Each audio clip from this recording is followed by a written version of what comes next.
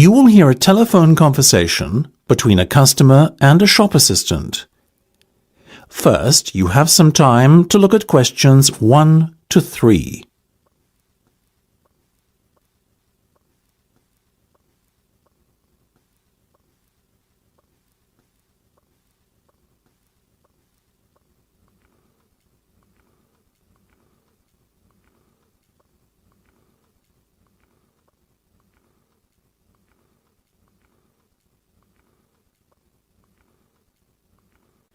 You should answer the questions as you listen, because you will not hear the recording a second time. Listen carefully and answer questions 1 to 3. Good morning, Jenny's Suit Rental. Jenny speaking. How may I be of service? Hi there. My name is Max Jones. That's Jones, and I'm looking to rent a suit out for a special occasion. Certainly, Max. We charge a set fee for our services. You can either choose from our designer range and pay £50 to rent your suit out, or choose from our standard range at a cost of £25. So, what will it be? Oh, the first option, please, Jenny. £25, did you say? Unfortunately not. The designer range is twice that price. Oh, in that case, I'll take the second option. Standard, was that it? That's right. Now, before we go any further, may I ask how you intend to pay? Do you accept cheques? Yes, but only in exceptional circumstances. We prefer cash or credit card. Well, as I haven't got one, does this count as those circumstances? Yes, that'll be fine. Make it payable to Jenny's Suit Rental. Will do. Before listening to the rest of the conversation, you have some time to look at questions 4 to 10.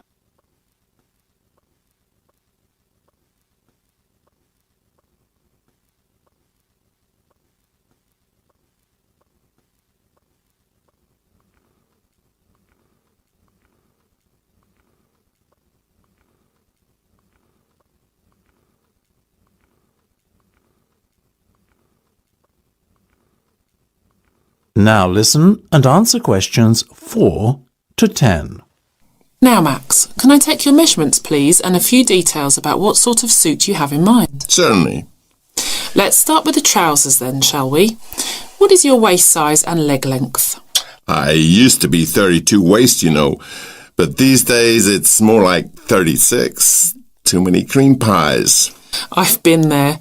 And about the leg, 34? I wish. I'm afraid I'm somewhat lacking in the height department. Not even a 32. 30, I'm afraid. Never mind. As for the colour, could you do a dark grey suit? In fact, we have a very smart one of those in just your size. You're in luck. Now, what about shoes? Same colour? No, I think I prefer something darker. OK, let's go with traditional black then, shall we? What about size? I'm a size 45. By my calculations, that's 10 in our sizes. And style? What have you got? We do suede, nubuck and traditional leather. Definitely the last one. Very well. And will you be wanting a necktie? Do you do bow ties? Of course. I'll put one of those down in your order. Dark grey, I presume? Perfect. To match the suit. I think I fancy a light blue shirt, by the way. Might I recommend a green? Green would go very well with the suit you are renting. Light or dark? I'd say dark. Dark it is then. My neck size is 17 and a half. Hard to believe that a little over a year ago I could fit into a 15, isn't it? Those cream pies again, right? You got it. Now, what about your suit jacket? Same colour as the trousers, obviously, but what size? Medium should be fine. You sure? Yeah. And have you got any of those 3-button ones? I'm afraid not. The 1 and 2 button suit jackets are far more popular at the moment. In fact, the 1 button is all the rage.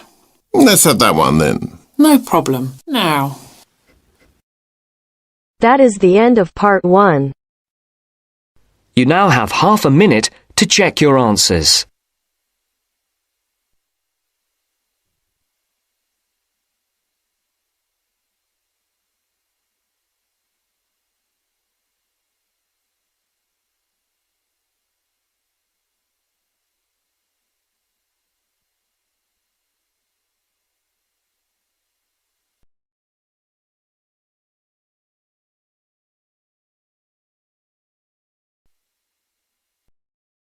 Now turns to Part 2. Part 2. You'll hear a lecturer talking to students about a printing process. First, you have some time to look at questions 11 to 15.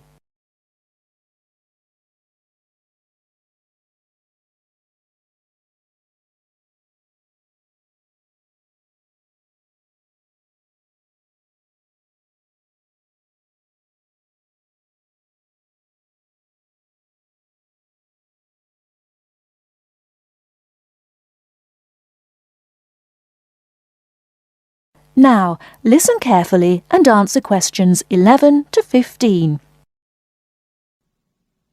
As I've made clear in earlier lectures, many different solutions have been proposed to the basic technological problem of getting meaningful marks onto paper. In other words, several different forms of printing have developed over the years, many of which are still in use today for different purposes. This week, I'd like to discuss the rotogravure process. This is one of the most widely used printing processes, and after describing how the process works, I'll be describing some of its industrial uses and the advantages and disadvantages of this form of printing. As the name implies, rotogravure is a form of printing in which large cylindrical pieces of metal rotate, while the paper to be printed passes between them. The paper is held in place against the printing surface by the impression roller. The weight of this roller is one of the factors that affect how much ink is actually transferred to the paper. Remember that this roller does not directly transfer ink onto the paper. The side in contact with the impression roller remains blank, and it's the other side of the paper which is actually the printed side. The impression roller presses the paper against the ink-bearing roller, generally known as the gravure cylinder. This roller is etched or engraved using either a laser or a diamond-tipped etching machine. This creates a large number of tiny holes in the surface of the roller which hold the ink. The depth and size of these holes determines how much ink is picked up from the ink fountain, which the whole printing assembly rests in. How much ink is picked up, in turn, determines the density of the image produced. As it rotates, the lower roller picks up more ink on its surface than is required, and this needs to be removed before contact with the paper. A flat edge, called the doctor blade, scrapes against the surface and removes all ink which is not in one of the holes on the surface of the lower roller. This should lead to a clean image. Before you hear the rest of the talk, you have some time to look at questions 16 to 20.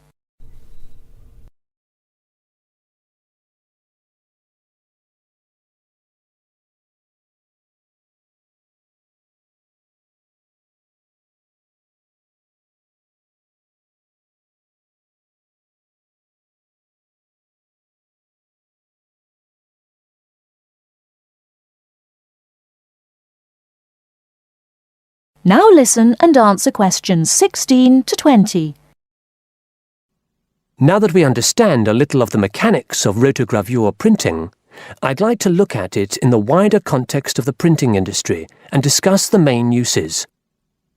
One of the main advantages of the rotogravure process is that the amount of ink which can be transferred to the paper is high compared to other printing methods. This means that a broad density range can be produced. In other words, with rotogravure, it's possible to produce many different light and dark shades, making it particularly suitable for reproducing photographs and fine art. For shorter print runs, some other processes may give a finer image, but rotogravure is ideal for jobs that involve printing, for example, 1 million magazines. One common place where you'll see printed matter that has been produced by rotogravure is in the advertising material that is often inserted into Sunday newspapers. Of course, it's not just paper that can be printed by rotogravure. It's a very flexible process, since the rollers used can be made to any size required. Whether it's consumer packaging or large rolls of floor covering that need to be printed, rotogravure is a relatively cheap, quick method that is used in a variety of industries. This isn't to say that rotogravure is without its disadvantages. Probably the main drawback is the fact that, with large areas of colour, the dots are visible, even without using any kind of magnifying aid. Now, does anyone have any questions about the rotogravure process? That is the end of part 2. You now have half a minute to check your answers.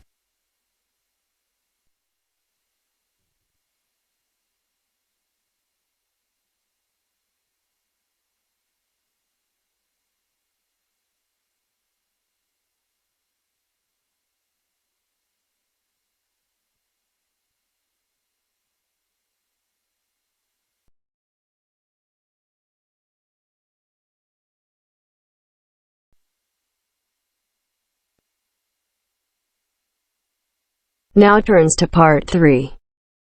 Part 3. Richard Murray, a zoologist and popular TV personality, has been giving a talk on endangered species of wildlife to members of the Young Conservationists Association in a small town in the south of England. Listen to the extract from the discussion he had with 2 of the young people after his talk. First, you have some time to look at questions 21 to 25.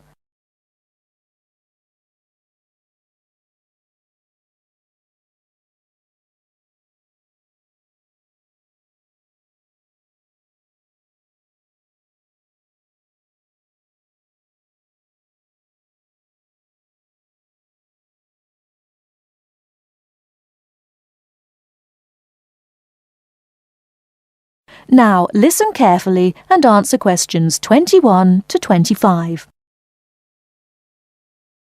What would you say, Mr. Murray, are the main reasons that so much of our wildlife will have died out by the end of the next few decades? Well, Tony, we can't of course rule out the effect of urbanisation due to the spread of population. But apart from that, I believe there are 2 reasons which, in a way, are like the opposite ends of a piece of string.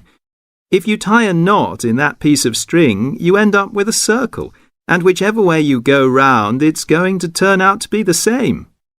I don't think I quite get that, Mr. Murray. Well, let's put it another way. It's rather like a film. You've got the good guys and the bad guys.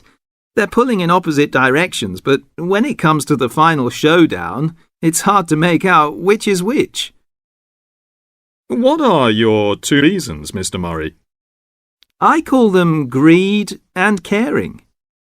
Greed and caring? Yes, I know they don't seem to have much to do with one another, but think about it. The motive of greed is pretty obvious. In the course of the next few months, thousands of baby seals will be bludgeoned to death before they're even weaned from their mothers. What for? For the sale of their skins at inflated prices to please the vanity of a few and line the pockets of the killers. Crocodiles will be slaughtered to provide shoes and handbags for the rich. Gorillas, tigers, leopards and rhinos will be hunted for senseless sport or poached in defiance of regulations. Their skins, their horns, and their magnificent heads will be used as trophies to decorate someone's living room floor or walls. That's terrible. Yes, but it's not all. The whale, probably the most impressive and certainly one of the most intelligent sea mammals in creation, will be cruelly hunted and harpooned to make more money for the profiteers. The dolphin, the sailor's friend, will be indiscriminately battered to death at so much a head on the grounds that it is taking away the livelihood of a few fishermen by consuming the fish in its natural habitat. But surely, Mr. Murray, we do have to keep warm. We need whale oil and ambergris. Fishermen have to make a living. Part of what you say is true, of course, Tony, but we shall have to enforce far stricter controls if future generations are not to find themselves in a world devoid of wildlife as we know it. Well, I see what you mean about fur coats and crocodile handbags, Mr. Murray. But I don't understand what you mean by caring. That can't be bad, surely. I mean, I thought we were supposed to be living in a caring society. Well, so we do, in a way.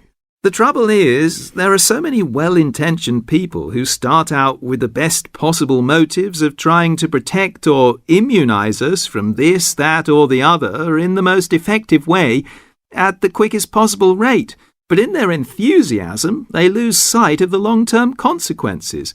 It's only very gradually that the danger to other forms of life, including humans, comes out. Not to say leaks out, and by that time it'll probably be too late to do much about it. Take insecticides, for instance.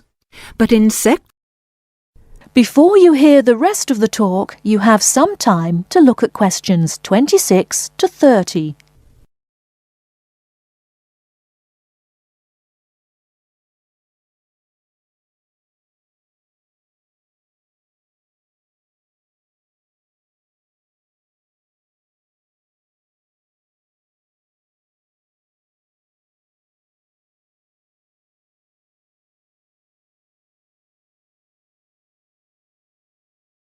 Now listen and answer questions 26 to 30. But insecticides protect crops from pests. They destroy disease-carrying mites and creepy crawlies like cockroaches. True, but nature has a way of developing her own immunity against insecticides and other pest controls, with the result that the biologists are driven to inventing stronger and stronger compounds, which, though they may annihilate the pest, nevertheless permeate the environment, are assimilated by plant and animal life, and become absorbed by the soil.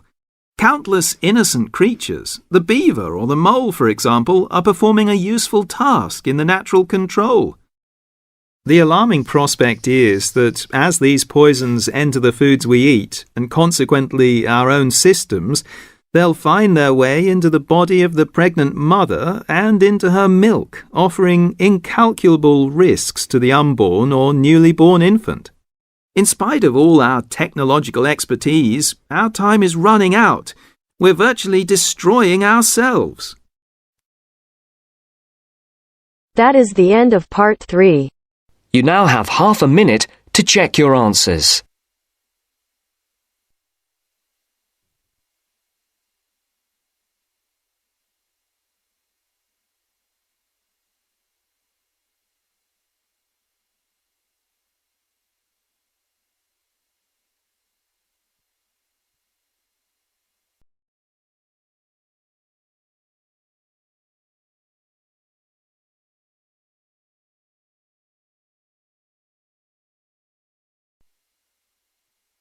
Now turns to part 4. Part 4. First, you have some time to look at questions 31 to 40.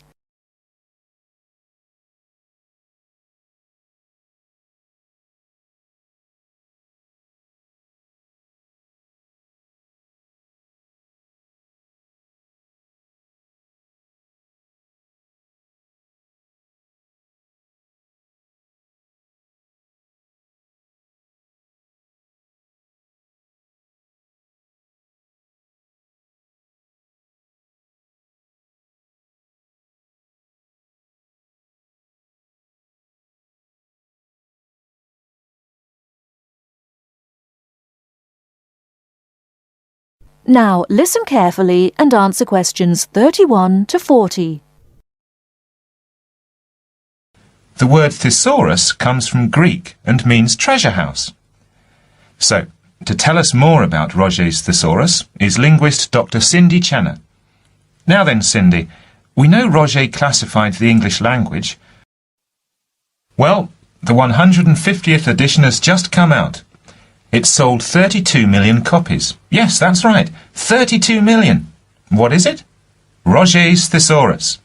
Now, Roget's thesaurus is a type of dictionary in which words with similar meanings are grouped together. The word thesaurus comes from Greek and means treasure house. So, to tell us more about Roget's thesaurus is linguist Dr. Cindy Channer. Now then, Cindy, We know Roger classified the English language, but what do we know about the man himself? Well, Mr. Roger, or to give him his full name, Peter Mark Roger, was a very interesting man indeed. He grew up in London, he was French, and he spent his early life in a French community there. He later travelled all the way from London to Edinburgh to study medicine at the university there, and graduated when he was 19 years old. And he later went on to become a founder of Manchester Medical School. So his life focused around his career as a doctor? Well, actually, no. Roger had a very wide range of interests indeed. In fact, he was a writer and wrote about many topics such as bees, the kaleidoscope, and even perception and feeling in animals. And he was an inventor too. In fact, in 1814, he invented an early version of the slide rule. The slide rule? Yes, the device that can calculate numbers. Then 10 years later, he developed a prototype for the cine camera. And he also got involved in a range of different projects. For example, he became head of a commission investigating London's water supply, and he developed a method of water filtration through sand. And he was involved in the area of education. He was one of the founders of London University. And do you play chess by any chance, Mark? Yes, I do. Well, Roger invented the travelling chess set. So next time you're playing a game of chess on a train, you have Mr. Roger to thank. So, how did he actually find the time to classify the English language? Well, he only turned his full attention to the thesaurus when he retired, and that was when he was in his 70s. So what inspired him to write the thesaurus? Well, Roger believed that he should bring as much happiness and knowledge to the greatest number of people. So, during his career as a doctor, he gave free treatment to patients who couldn't afford to pay. We also know that he set up a clinic to help poor people to recover from operations and serious illnesses. Basically, he wrote the thesaurus to help people learn. He aimed to help those who needed practice in writing. He believed that writing skills would help people become more independent and lead happier lives. How popular is the thesaurus today? Well, it was first published in 1852 and it has never been out of print since. In fact, the book has become more popular with each edition that comes out. The invention of the crossword puzzle in 1913 certainly helped to increase the sales figures, though. I think the main reason why it is so popular is that it's thematic. So you can come across words that you've never even thought of when you began looking for the word in the first place. Thanks, Cindy. Now join us again after this short break, when I'll be talking to Derek Spode, chairperson of East Anglian News. That is the end of part 4. You now have half a minute to check your answers.